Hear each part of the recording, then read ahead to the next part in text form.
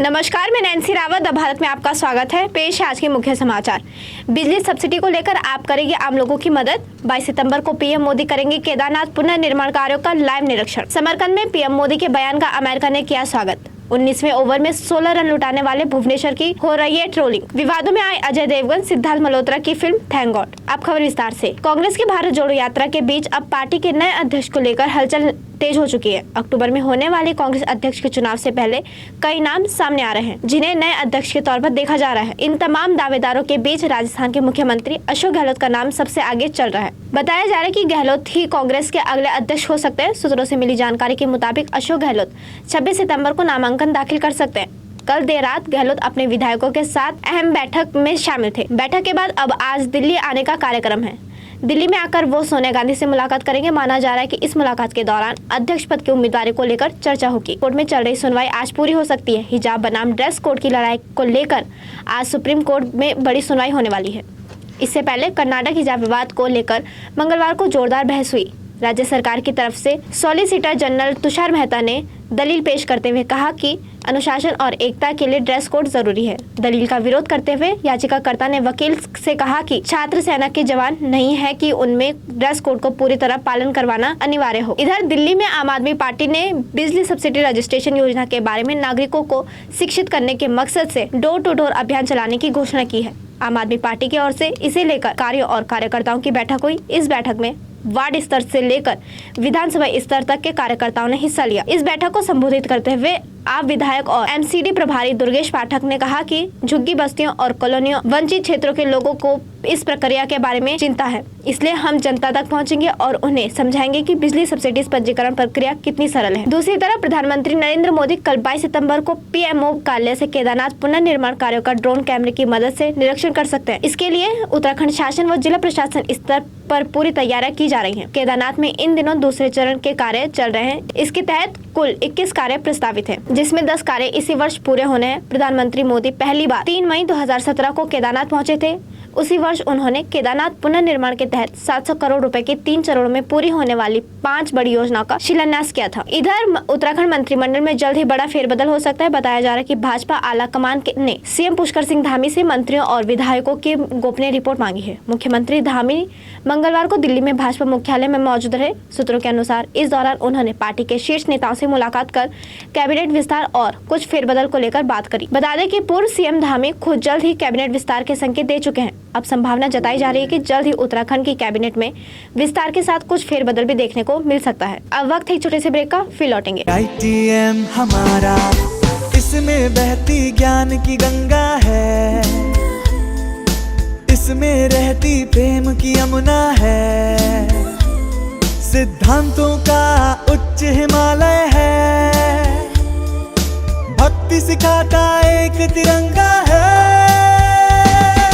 गुरुकुल जैसा प्यारा ये ITM हमारा, सच्चे सपनों सा प्यारा ये ITM हमारा,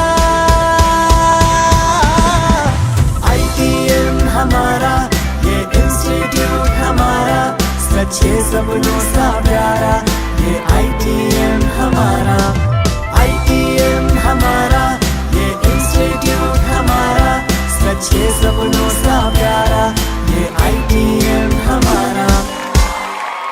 ब्रेक के बाद एक बार फिर से खबरों में आपका स्वागत है। इधर यूक्रेन के लुहांस्क और डोनेट्स्क शहरों को रूस का हिस्सा बनाने के लिए जनमत संग्रह की घोषणा की गई है। लुहांस्क और डोनेट्स्क के अलगाववादी नेता इन क्षेत्रों को रूस का हिस्सा बनाने के पक्ष में हैं और वोट देने की योजना बना रहे हैं। रिपोर्ट के मुताबिक यूक्रेन के अलगाववादी और रूस के कब्जे वाले क्षेत्रों के अधिकारियों ने मंगलवार को कहा कि वह औपचारिक रूप से रूस में शामिल होने के लिए कुछ ही दिनों में जनमत संग्रह करेंगे। अधिकारियों ने कहा कि डोनेट्स्क पीपल्स रिपब्लिक और पड़ोसी लुहांस्क पीपल्स रिपब्लिक 23 से 27 सितंबर को अपना जनमत संग्रह करेंगे। दूसरी तरफ इटली 25 सितंबर को राष्ट्रीय चुनाव में मतदान करने के लिए तैयार है। यह चुनाव इसलिए भी दिलचस्प है क्योंकि right wing candidate Giorgia Meloni हो सकता है कि इस चुनाव के बाद देश की पहली महिला प्रधानमंत्री बन जाए। मेलोनी की रूढ़िवादी राजनीतिक दल ब्रदर्स ऑफ इटली लगातार अपनी पॉपुलैरिटी में इजाफा कर रही है। इस पार्टी को 2018 में 4% मतदाताओं का समर्थन था, जो इस वर्ष अनुमानित 25% तक रहने की उम्मीद की जा रही है। तमाम सर्वे के मुताबिक मेलोनी और उनकी पार्टी इलेक्शन जीतने के काफी करीब है। मेलोनी यानी ईश्वर, परिवार और